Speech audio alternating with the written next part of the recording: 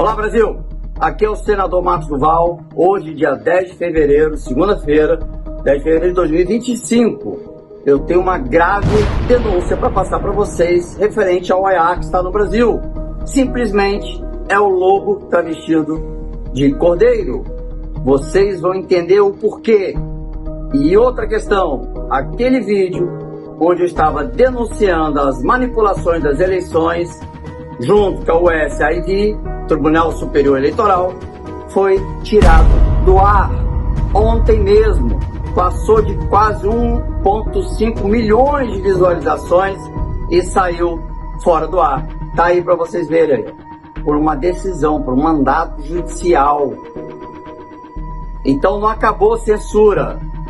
Isso foi só um gostinho para vocês caírem no encantamento lobo travestido de cordeiro. Vejam aí as denúncias que eu estou fazendo.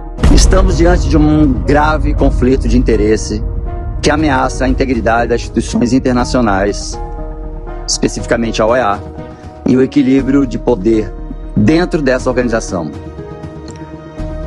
O juiz indicado pelo Brasil, de nome Rodrigo Mudrovich, atual vice-presidente da Corte Interamericana de Direitos Humanos, que é esse conselho que está aqui no Brasil, simplesmente uma figura controversa, com uma trajetória jurídica diretamente ligada, nada mais, nada menos, com quem?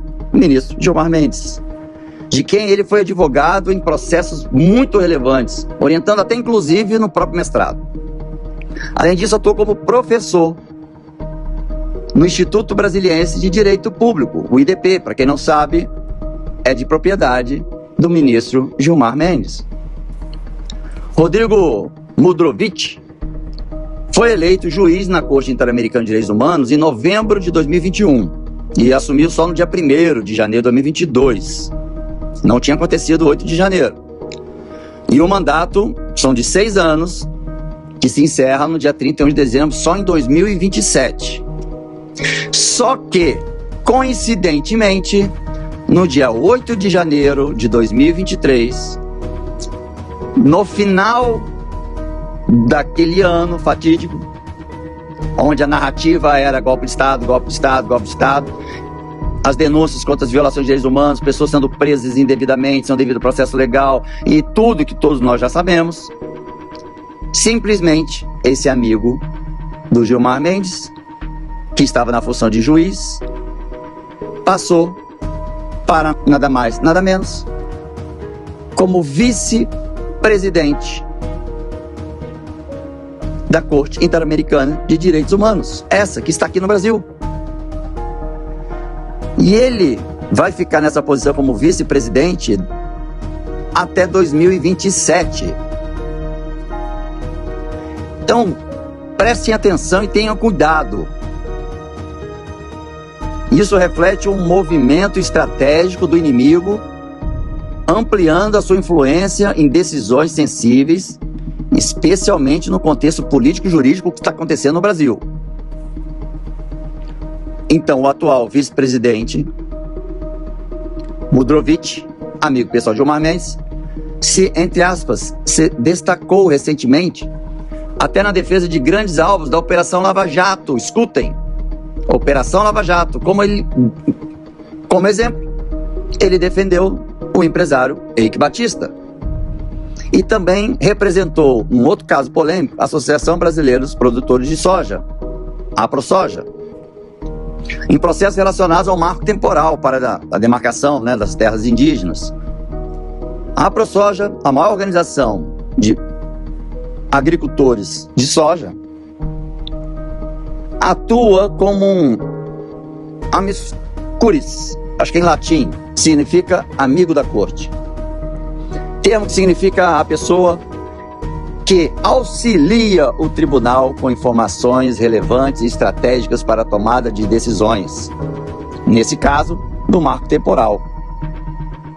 Então utiliza a sua influência para subsidiar decisões judiciais que afetam diretamente os interesses do agronegócio. Não é só isso.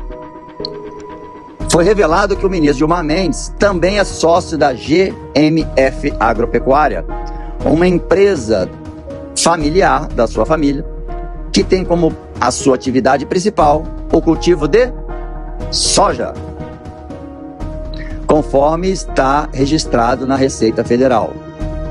Essa conexão direta entre o ministro e o vice-presidente da Comissão Interamericana de Direitos Humanos, Rodrigo Modrovic, e os interesses do agronegócio não só compromete a confiança pública, mas também levanta uma série de dúvidas sobre a imparcialidade nas decisões judiciais que impactam milhares de vidas, especialmente na nossa comunidade indígena. Mas vamos avançar. Só para vocês terem uma ideia, o marco temporal, o presidente Lula, acatando a decisão do STF, é que o marco temporal, o STF julgou como inconstitucional. E o presidente Lula acatou a decisão do STF e vetou integralmente o projeto que tramitou lá no Congresso Nacional. No entanto, posteriormente, graças ao Congresso, representante do povo, derrubou o veto presidencial e promulgou a lei, que é a Lei 14.701 de 2023, instituindo então o marco temporal como norma válida, desafiando a decisão do STF. Bom, essa reviravolta do cenário político demonstra claramente a complexidade da questão, mas também a falta de consenso entre os poderes e o impacto direto sobre a comunidade indígena e do agronegócio. Bora destacar outro ponto de alta gravidade do atual momento no Brasil, onde a sociedade brasileira está sendo iludida com as falsas promessas de que a OEA está no Brasil para investigar os atos contra violações de direitos humanos, crimes contra a humanidade, perseguições políticas, a censura, como eu, podem estar sendo colocados em uma posição vulnerável a apresentar denúncias à OEA. E está em reuniões onde vai ser apresentado documentos estratégicos, documentos que ainda não foram apresentados, e eles vão usar para se blindar e para blindar o STF. Simplesmente é evidente o conflito de interesse. Esse movimento ocorre sem o apoio dos Estados Unidos. Entendam, o Trump, o Elon Musk, Marco Rubio, não estão envolvidos com a OEA, se afastaram da OEA, deixaram de mandar recursos para a OEA. Então, os Estados Unidos estão se lixando para a OEA. E quem está ocupando esse vácuo de conduzir a OEA para o que quer? O STF. Então, gente, estamos testemunhando a consolidação de um outro sistema de proteção e influência dentro da própria estrutura de justiça e do órgão internacional, OEA. Eu sempre fui muito transparente, sincero com todos vocês e alerto aqui aos patriotas conservadores que tiveram seus direitos violados e todos os crimes contra a humanidade, violação de direitos humanos, censura, etc., prisão, perseguição política e tal.